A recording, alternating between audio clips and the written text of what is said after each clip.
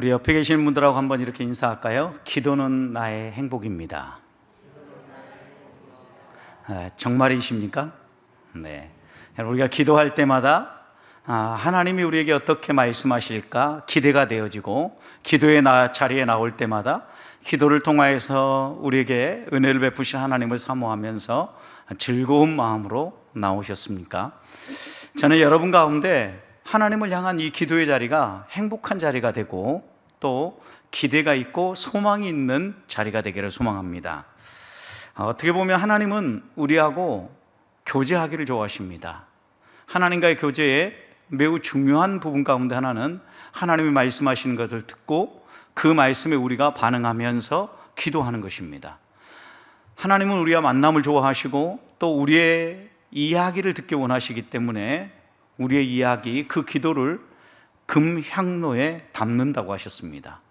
그만큼 우리의 이야기를 허투루 듣지 않고 귀담아 들으시고 또 우리의 여러 필요들과 연약함을 돌아보시면서 반드시 기도에 응답해 주시는 하나님이라는 약속의 말씀입니다.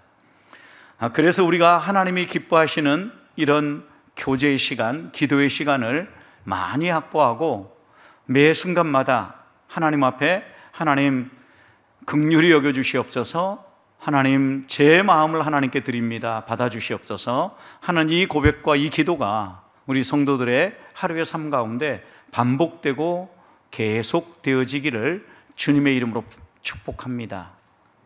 우리가 그런 삶을 살아간다는 것은 내가 생활 가운데 일을 하든 무엇을 하든 하나님의 임재를 경험하며 산다는 겁니다. 하나님과 동행한다는 의미입니다.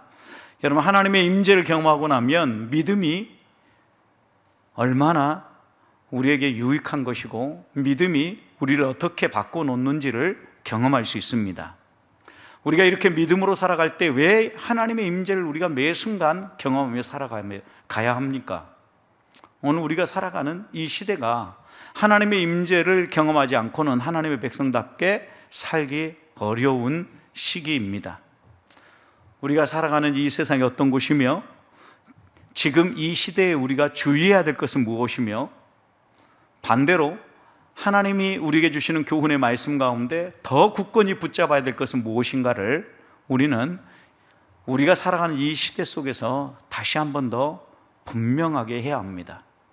그래야 시간이 흘러가고 시대가 변하고 환경이 여러 가지 다양하게 바뀌어도 우리의 믿음이 하나님을 더 사랑하고 하나님을 더 의지하는 방향으로 변화되어진다라는 말씀입니다. 우리가 살아간 이 시대를 말세라고 합니다. 여러분, 말세라고 하면 우리는 제일 먼저 마지막 때가 왔구나, 세상 끝날이 왔구나라는 생각부터 합니다. 여러분, 그런데 말세가 왔다, 우리가 살아가는 시대가 말세다, 이런 표현을 하는 것은 끝이 왔다, 이걸 이야기하려고 하는 것이 아닙니다. 주님이 우리를 만나러 오신다, 재림이 다가오고 있다, 만날 준비를 해라, 이 말씀이 훨씬 더 큰 의미입니다. 왜냐하면 말세는 종교적 언어이기 때문입니다. 종교적 언어라는 것은 성경이 가르치는 의미가 있다는 겁니다. 단순히 세상 끝을 이야기하는 것이 아니라 성경은 말세에 대해서 예수 그리스도의 초림부터의 재림의 시기라고 이야기를 합니다. 그러니 말세의 여러 가지 징조들을 볼 때마다 너희는 하나님이 반드시 재림한다는 사실을 믿고 그 재림을 준비하며 살라고 교훈하는 게 성경의 일관된 가르침입니다. 성경이 어디에서 지금 끝이 왔다, 끝날 날이 다가왔으니까 조급하게 빨리 떠날 준비해라, 이렇게 가르치지 않는다라는 거죠. 왜냐하면 그렇게 가르쳤다고 하면 주님의 재림이 주님이 떠난 그때부터 시작해서 지금까지 2000년 동안 지연되고 있기 때문입니다. 사람들은 그렇게 해석을 하는 사람들은 그리스도의 재림이 지연되고 있다라고 이야기를 합니다. 여러분, 그렇지 않습니다. 주님의 재림은 반드시 있고 주님의 재림이 다가온다라고 우리에게 교훈하고 있는 겁니다. 모세의 기도도 보십시오. 시편 90편 보면 이 시대를 살아가는 하나님의 백성의 삶이 어떠한 삶입니까? 우리의 날수를 계수하며 살아가는 사람이 지혜로운 사람이라고 그랬습니다. 여러분, 우리의 날수를 계수하며 산다는 의미가 무엇입니까? 내가 몇 살이나 살고 몇 살 때쯤에 이 세상을 떠날 것인가 분별하라는 것입니까? 그런 의미가 아닙니다. 여러분, 우리의 남은 날수를 계산하는 이 말씀 속에는 우리가 유한한 존재이고 우리 힘만으로는 살아갈 수 없고 하나님의 도우심을 얻어야만 살아갈 수 있는 존재라는 것을 기억하라는 겁니다. 여러분, 끝이 있다라는 이야기는 우리는 유한한 존재고 우리는 연약한 존재라는 의미가 그 안에 담겨져 있는 겁니다. 여러분, 어떤 사람이 자기 날수를 계시하면서 자기 죽을 때를 예측하고 그 날을 계산할 수 있겠습니까? 아무도 없습니다. 왜냐하면 생사화복을 주관하시는 분은 하나님이기 때문에. 그렇다면 우리가 생각하면 이 하나님의 말씀을 생각할 때마다 무언가 초점을 잘못 가져가고 있다는 것을 우리는 이해해야 합니다. 그래서 이 말세를 볼 때도 여러분, 말세의 여러 가지 징조들, 현상들, 특징들을 이야기하면서 말세가 지금 이렇게 가까웠다, 그러니까 너희가 이 말세를 어떻게 살 것인가, 그리고 분명히 우리 주님께서 재림한다고 했는데 어떻게 해야 그 재림을 맞이할 수 있겠는가 생각하면서 하나님의 백성으로서의 너희의 삶을 다듬어라. 다른 말로 표현하면 우리가 살아가는 이 시대가 그냥 살아가기에는 쉽지 않은, 녹록치 않은 시대다. 영적 전투가 우리 앞에 펼쳐지는 시대다. 사탄이 우리를 넘어뜨리려고 공격하는 시대다. 그러니 너희들이 이런 영적 전쟁에서 승리하려고 하면 지금 이 시대가 어느 시대인가를 분별해라. 그리고 말세의 특징을 보면서 이런 현상이 나타나면 나타날수록 주의 재림이 분명히 더 가까이 오고 있다는 사실을 기억하면서 믿음의 길을 걸으라고 당부하고 있는 겁니다. 금요 그레이스로 오십 시간을 1시간 당기면서 빈자리가 더 채워지겠구나라고 생각을 했는데 빈자리가 더 늘은 것 같아요. 수는 안 세어봤는데 얼른 보니까 조금 더 늘은. 왜냐하면 항상 이 특성으로 찬양하는 수는 비슷하게 채워지니까 나머지가 얼마나 채워졌는가 저를 보는데 나머지가 조금 더 휑해 보이거든요. 1시간 당긴 이유가 뭐냐면 좀 더 기도하자라는 겁니다. 환경과 형편을 좋게 만들고 우리가 굳이 철야도 아닌데 늦은 시간까지 이렇게 우리의 피곤함을 끌고 가지 말고 1시간이라도 당겨서 좀 기도하자, 이 의미입니다. 여러분, 그런데 우리가 이런 교회에서 방향을 설정하고 나아갈 때 잘 되는 교회는 특징이 하나 있어요. 야, 이런 목적 때문에 교회가 예배 시간을 1시간 당겼대, 기도회를 1시간 당겼대, 같이 가자. 우리는 우리 한 사람의 신앙도 지키기에 전전긍긍하면서 다른 사람 손잡고 갈 여력이 없어요. 그리고 많은 사람들이 그렇게 생각합니다. 그런 일 하라고 목사님 우리가 사역자로 세운 거 아닙니까? 이렇게 생각을 합니다. 여러분, 착각입니다. 우리가 함께 해야 될 일 가운데 하나는요, 우리의 믿음의 형제의 손을 잡고 같이 가는 거예요. 여러분, 이게 왜 필요하냐면 오늘 우리 시대가 혼자 믿음 지키기 어려운 시기이기 때문입니다. 그래서 생각해 보십시오. 다윗도 우리가 알고 있는 하나님 마음에 합한 다윗 왕이 되기까지 그 곁에 다윗을 돕는 여러 믿음의 형제 자매들이 있었어요. 성경은 이들을 뭐라고 묘사하냐면 다윗의 용사들이다, 이렇게 표현했어요. 여러분, 다윗의 용사들이 각 지파별로 있는데 그 다윗의 용사들 가운데 이사갈 지파에 대한 소식이 나오는데 역대상 12장 32절 말씀을 보면 이 이사갈 자손에 대해서 이렇게 묘사했습니다. 이사갈 자손 중에서 시세를 알고 이스라엘이 마땅히 행할 것을 아는 우두머리가 200명이니 그들은 그 모든 형제를 통솔하는 자였다. 여러분, 이사갈 자손 가운데 우두머리가 200명이나 있었다라는 거예요. 저는 우리 교회 안에 이사갈 같은 우두머리 200명을 주시옵소서 기도합니다. 어떤 우두머리입니까? 시세를 분별한다 그랬어요. 시세를 분별한다라는 것은 시대의 흐름을 읽을 줄 아는 영적인 눈을 가진 사람이라는 거예요. 지금 이 시대가 어떤 시대인가를 세상 사람들처럼 처세로 분별하는 게 아니라 이 시대가 어떤 시대인가 영적인 안목을 가지고 내다본다라는 거예요. 이게 시세를 분별한다라는 거예요. 여러분, 교회 안에는 이런 사람이 있어야 합니다. 그래야 이 시대를 잠자지 아니하고 깨어 하나님의 백성답게 살아가자고 믿음의 형제들을 손잡고 나아갈 수 있기 때문입니다. 여러분, 그런데 영적인 안목을 가졌다는 것은 마땅히 행할 것을 안다라는 겁니다. 마땅히 행할 것을 안다라는 것은 지금 이 시대에 하나님이 우리에게 원하시는 하나님의 뜻이 무엇인가를 안다라는 거예요. 여러분, 그러니까 보세요. 이 시대가 어떤 시대인가 영적인 눈을 열어서 바라보고 이런 시대 속에서 우리들이 무엇을 하며 살아야 될 것인가를 이해하면서 그 다음 다른 사람 어떻게 하는 사람이에요? 이끌어주는 사람이에요. 이게 통솔하는 사람이에요. 여러분, 이런 이사갈 자손의 우두머리가 200명이나 있었다고 하면 저는 우리 보백교회 가장 큰 장점이 무엇입니까? 가장 큰 힘이 무엇입니까? 장로님이 많다는 것입니다. 우리 지금 장로님, 은퇴 장로님까지 몇 분입니까? 16분입니다, 여러분. 장로님이 많습니다. 파워입니다. 맨파워입니다. 권사님들이 몇 분입니까? 파워가 있습니다. 안수 집사님, 여러분, 우리는 직분자들이 많습니다. 이 직분자들을 성경으로 표현한다면 누구겠습니까, 여러분? 우두머리입니다, 우두머리. 우리 우두머리 가운데 정말 우리의 마음속에 더 새겨야 될 자질이 무엇입니까?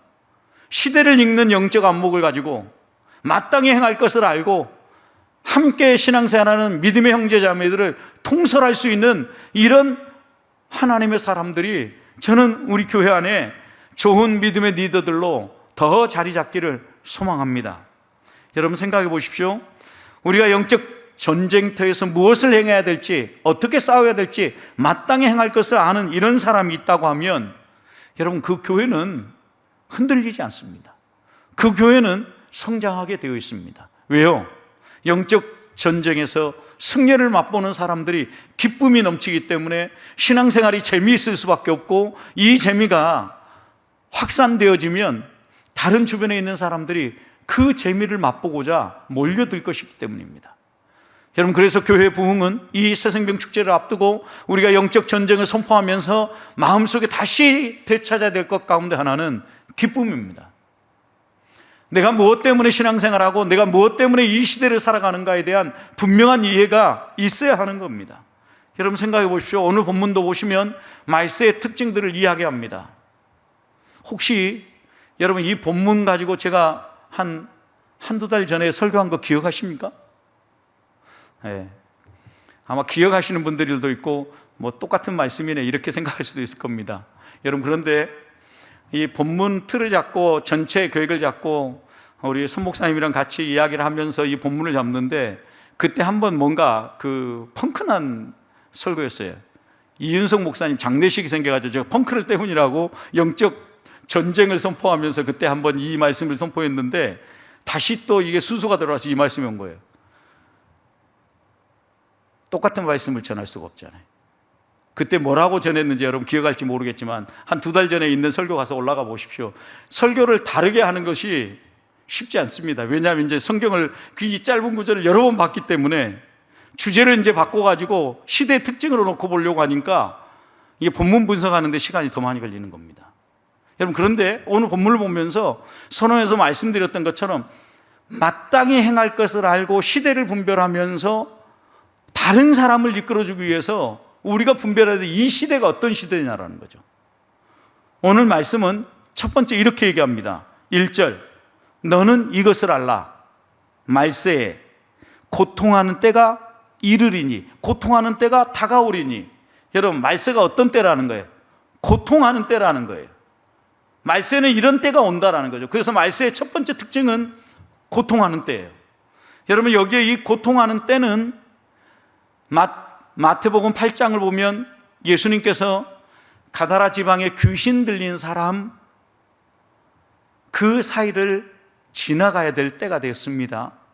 여러분, 그런데 우리가 곰곰이 보면 가다라 지방에 귀신 들린 사람이 몇 사람입니까?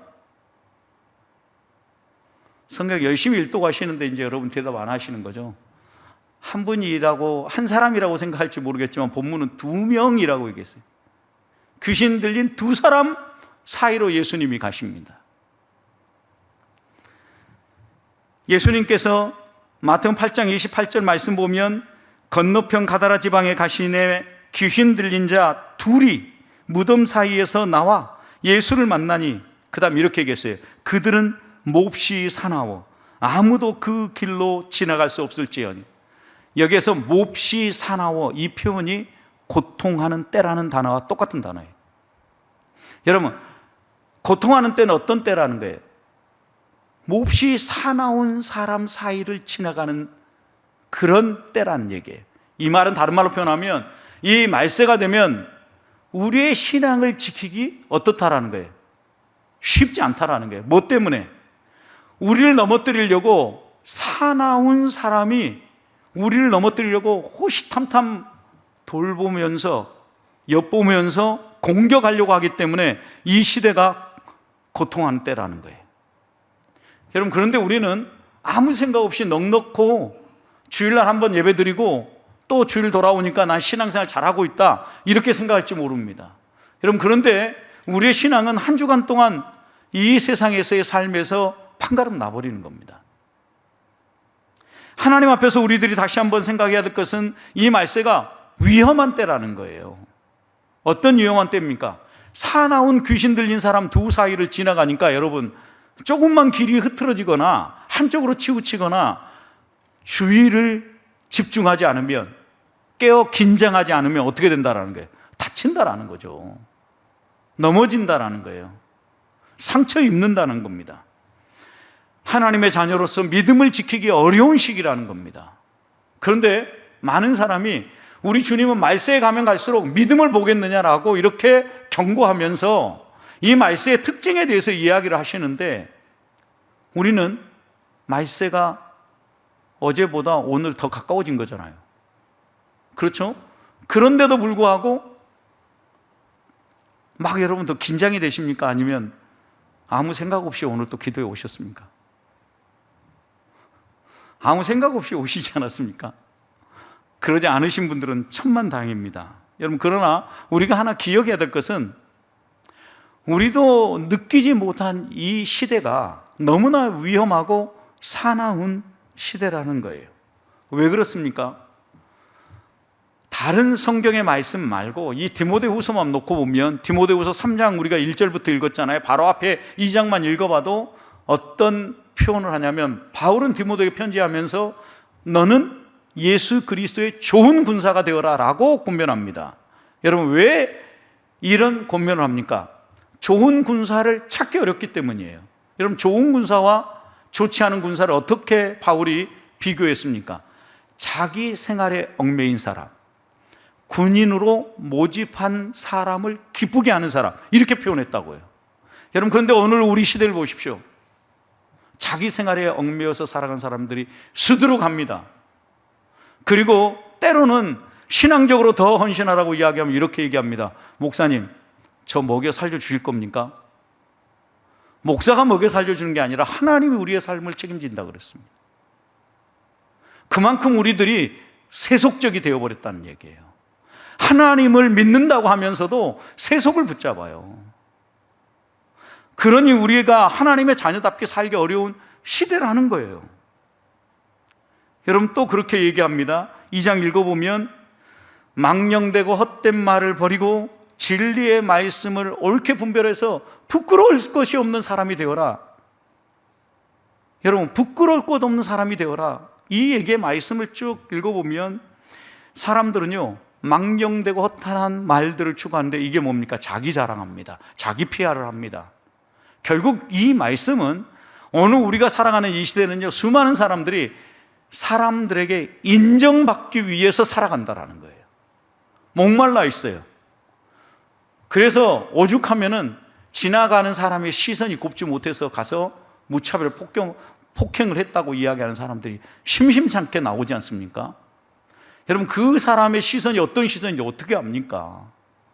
자기 마음속에 있는 생각을 그 시선에 투여한 겁니다. 그리고 와서 공격한 거죠.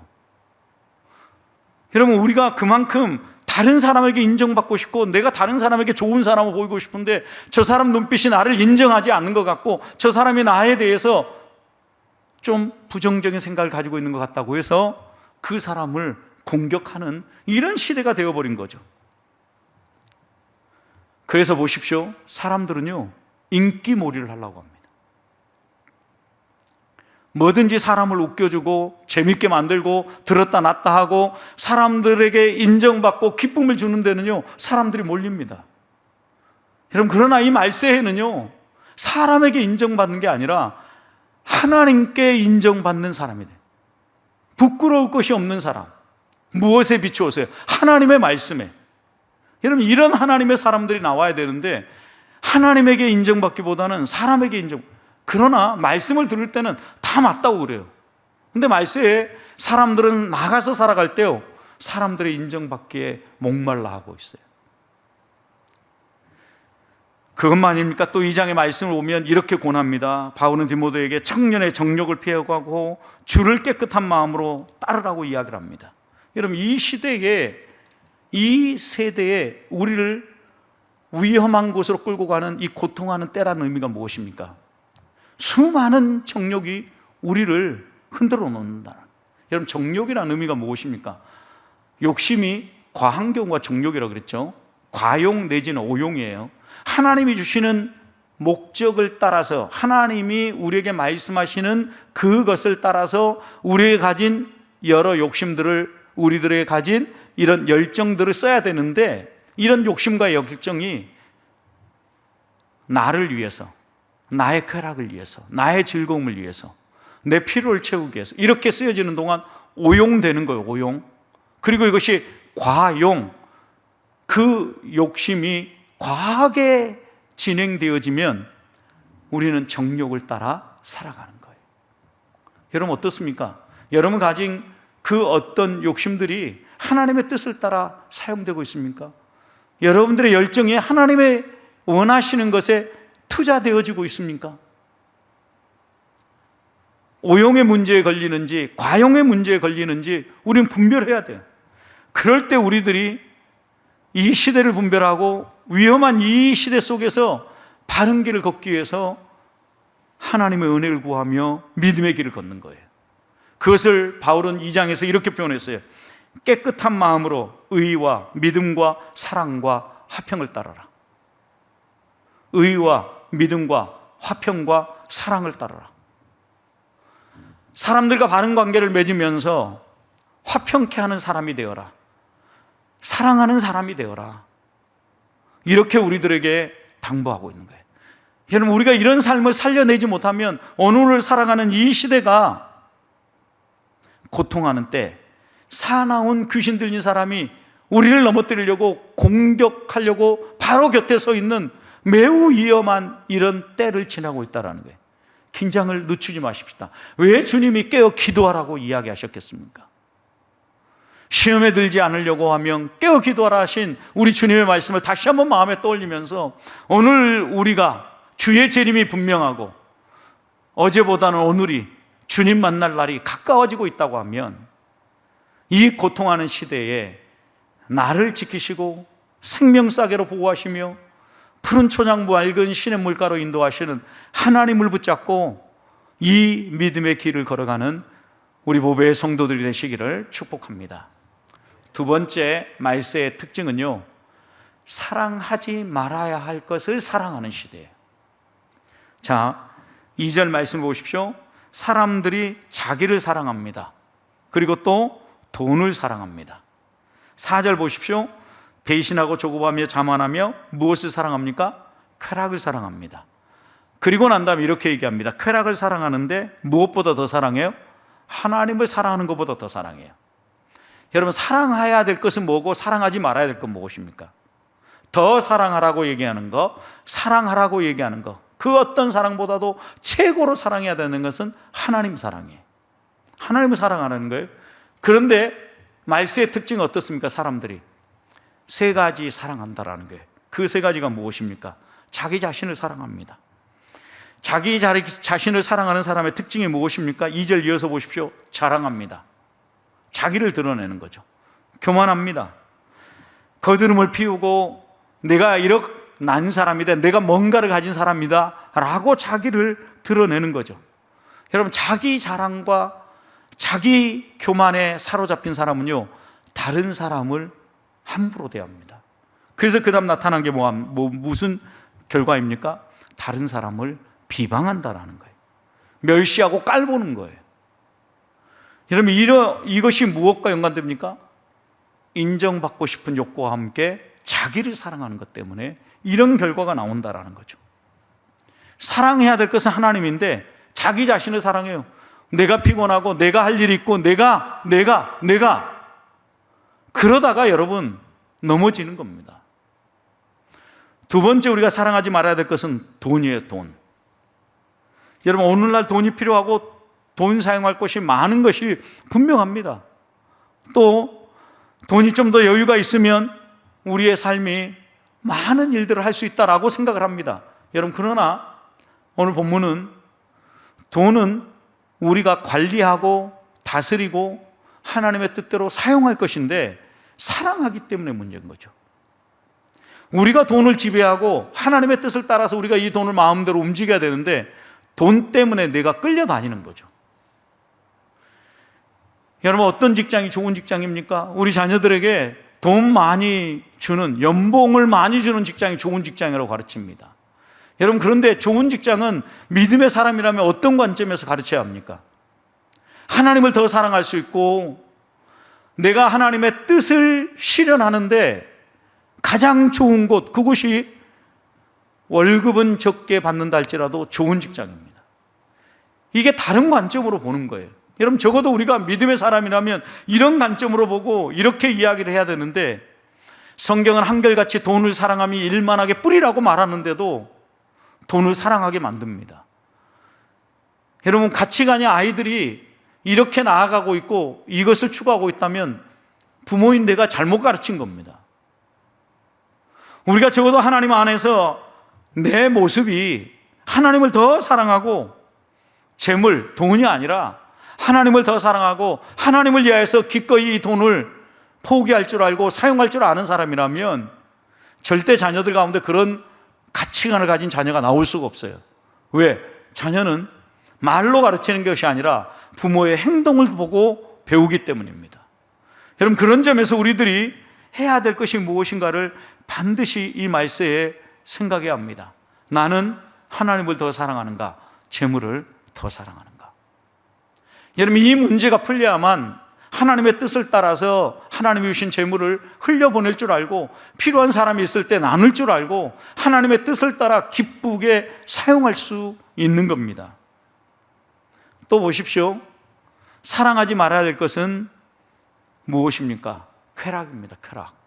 쾌락은 자기 만족이에요. 자기 만족과 자기 즐거움을 위하여서 인생을 살아갑니다. 여러분, 그러니까 보십시오. 어디 가서 맛있는 거 먹을 때 내 마음이 기쁜가? 어떤 여행을 떠났을 때 내 마음이 좋은가? 초점이 전부 나에게 맞춰져 있습니다. 자기 만족이죠. 결국 나의 즐거움을 위해서 내 인생의 모든 것을 투자하는 거죠. 나 주님에 대해 기쁨 되기를 원하네 찬송을 해도요, 이건 입술에 묻어 있는 찬송이에요. 신앙 고백이 아니라고요. 마음에서 나온 게 아니라고요. 하나님 앞에서 내 만족이 아니라 하나님을 영화롭게 하고 하나님을 기쁘시게 하는 일이 무엇인가? 하나님을 기쁘시게 하는 것이 나의 즐거움이 되고 하나님이 좋아하실 일이 나의 행복이 돼야 되는데, 언제부턴가 그러면 교회 골수분자라고 이야기를 하고 신앙생활 잘못한다라고 생각하는 거예요. 그리고 또 이렇게 얘기합니다. 좀 신앙생활도 멋지게 할 수 있는데 좀 무식하게 신앙생활 한다고 이렇게 이야기합니다. 여러분, 결코 그렇지 않습니다. 저는 무식하다는 말을 들어도 좋습니다. 하나님을 사랑할 때 여러분, 우직함이 있어야 합니다. 하나님은 분명히 우리에게 이야기를 합니다. 너 자신 사랑하지 말고, 돈 사랑하지 말고, 쾌락 사랑하지 말고 하나님 더 사랑해라. 오늘날 교회를 무력하게 만들고 교회를 흔드는 게 무엇인가, 여러분 생각해 보십시오. 절대 외부의 공격이 아닙니다. 이단 사탄의 공격이 아닙니다. 내부의 갈등이에요. 내 내면의 고민이에요. 그것이 성도를 무력하게 만들고 성도가 성도답게 살지 못하도록 흔들어 놓는 사단의 교묘한 공격이라는 걸 잊지 말아야 합니다. 여러분, 외부의 공격은 우리들이 힘을 모아가지고 함께 눈에 보이기 때문에 단합을 하면 얼마든지 막아설 수 있습니다. 그런데 내면에서 홀로 나에게 다가오는 이런 유혹들, 나를 사랑하는 것, 돈을 사랑하는 것, 쾌락을 사랑하는 것, 이건 나도 모르는 사이에 내가 넘어지는 것들입니다. 훨씬 더 위험한 것이라는 거죠. 생각해 보십시오. 예수님도 예수님께 나와서 예수님 어떻게 해야 영생을 얻을 수 있습니까? 바리새인 서기관이 물었습니다. 율법사가 물었습니다. 한 젊은 청년이 와서 물었습니다. 케이스가 여러 케이스가 나오는데 질문은 한 가지였습니다. 영생 얻으려면 어떻게 해야 됩니까? 계명 가운데 제일 큰 계명은 무엇입니까? 이렇게 물었던 거예요. 이런 질문에 예수님의 한결같은 대답은 무엇입니까? 하나님 사랑해라, 이웃 사랑해라요. 하나님 사랑할 때는 너 목숨 다해 사랑하고 이웃 사랑할 때는 너의 몸처럼 사랑해라, 이렇게 얘기했습니다. 여러분, 이렇게 요약해 놓고 보면 우리 주님이 영생의 길에 대해서 확실하게 말씀하신 것, 곧 영생의 길을 걷는 사람은 사랑하는 사람이다 라고 요약해 주신 거예요. 우리가 하나님 앞에서 다시 한 번 더 이 말세를 지나가면서 내가 뭘 사랑하고 있는가를 돌아봐야 돼요. 하나님 사랑, 이웃 사랑인데 내 사랑, 내 만족, 나의 즐거움, 그리고 내가 많은 것을 소유하는 것, 이것을 사랑하고 있지 않은지 돌아보면서 오늘 밤 하나님 앞에 더 가까이 나아가서 싸웁시다. 무엇일까요? 이기주의와 자기중심주의, 이기주의, 이것은 죄의 본질입니다. 내가 나를 쳐서 복종하게 만들지 않으면 무엇이에요? 하나님 말씀에. 그래서 바울이 나는 날마다 죽는다 라고 고백했던 거예요. 날마다 죽읍시다.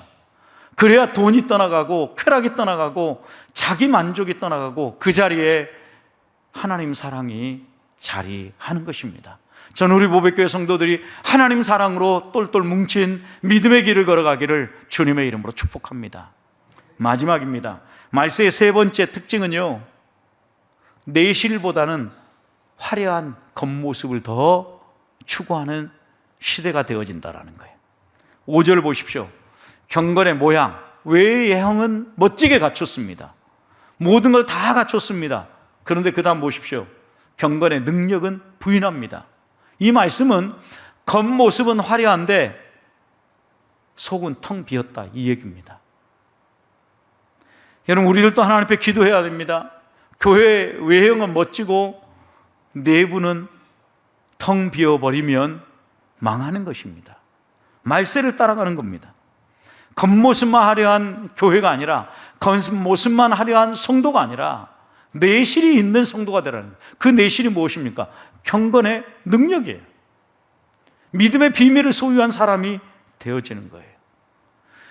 여러분, 겉모양만 멋졌던 사람들을, 예수님께 책망받았던 그 사람들, 그들이 누굽니까? 그 당시에 종교 지도자들이었습니다. 여러분, 이들은 매우 모범적인 신앙생활을 하는 것처럼 보였습니다. 하루에 3번씩 시간을 정해놓고 기도했습니다.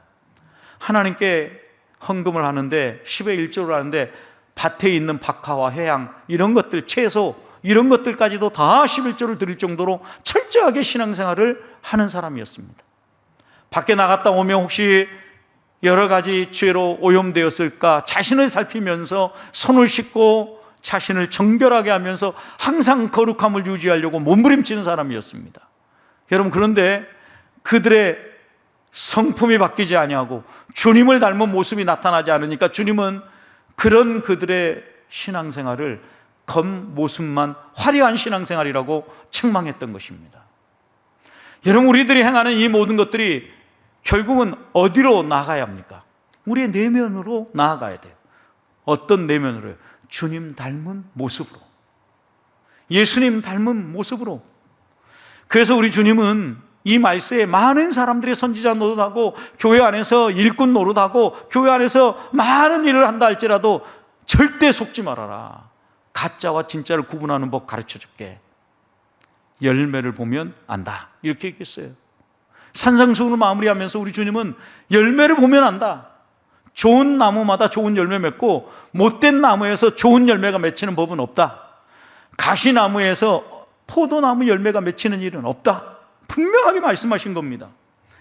여러분, 이 말씀의 의미가 무엇입니까? 우리 안에 있는 맺혀야 될 열매, 그것이 무엇입니까? 열매는 안에 있는 것이 밖으로 표현되어지는 겁니다. 성도들이 표현하고 성도들이 드러내야 될 게 뭐냐라는 거죠. 우리 안에 있는 것이 드러나는 게, 우리 안에 있는 게 무엇입니까? 내면의 성품입니다. 이 성품이 드러나고 이 성품이 하나하나 나타나야 되는데, 오늘 2절 보면은요, 부모를 거역합니다. 감사하지 않습니다. 말세가 3절과 4절 보면 이웃을 모함하고 배신합니다. 또 절제하지 못하니까 조급하고 사람들이 사나워지는 겁니다. 여러분, 이런 시대에 어찌 그 안에 내면에 열매가 있다고 이야기하겠습니까? 여러분, 우리는 열매가 정말 믿음의 열매인지 아닌지 우리 내면을 살펴야 합니다. 모양 내려고 하는 것인지, 나도 모르는 사이에 내 안에 그런 마음들이 들어서 자꾸 내가 움직여지는지 보아야 된다라는 거죠. 성도가 나아가야 될 방향은 하나님입니다. 하나님을 닮아가는 겁니다. 수시로 하나님을 묵상하고, 그리고 하나님을 닮은 그 모습이 우리의 속에서부터 밖으로 걷어나와서 그 모습이 이웃들에게도 선한 영향력이 되어지고 하나님을 믿는 하나님 백성의 표시가 되어져서 하나님께서 구원하시기로 작정한 모든 사람들을 구원하는 놀라운 역사가 이루어지는 겁니다. 우리가 싸워야 될 영적 전쟁이 무엇입니까? 겉모습이 아니라 우리의 내면을 바꾸는 싸움이어야 합니다. 겉모습을 화려하게 가꾸지 않아도 좋습니다. 조금 다른 사람이 볼 때 초라해 보여도 상관없습니다. 그러나 내면이 흔들리지 말아야 합니다. 외유내강입니다. 그리스도인은 그리스도를 모시고 주님을 닮은 삶을 살아가는 사람입니다. 사랑하는 성도 여러분, 말세는 이미 열렸습니다. 이 말세는 위험하고 고통스러운 때입니다. 영적 전쟁은 이미 시작되어 있습니다. 사단이 호시탐탐 우리를 잡아먹으려고 기회를 엿보고 있습니다. 잡아먹히지 않으려고 하면 깨어 있어야 합니다. 방어적으로 우리가 공격에 대처만 할 게 아니라 하나님의 말씀을 붙잡고 하나님 닮은 성품을 드러내며 말씀의 검으로 사탄을 공격해야 합니다. 사탄을 공격하는 방법은 하나님의 말씀의 핵심 요약이라고 하는 사랑하는 삶입니다. 사랑을 이길 건 아무것도 없습니다. 하나님 사랑하고 이웃 사랑함으로 사단의 어떤 계계도, 사단의 어떤 강력한 진도 깨부수고 하나님의 백성으로, 또 하나님을 닮은 하나님의 사람으로 이 말세를 더 멋지게 승리하는 우리 보배의 성도들이 되시기를 주님의 이름으로 축복합니다.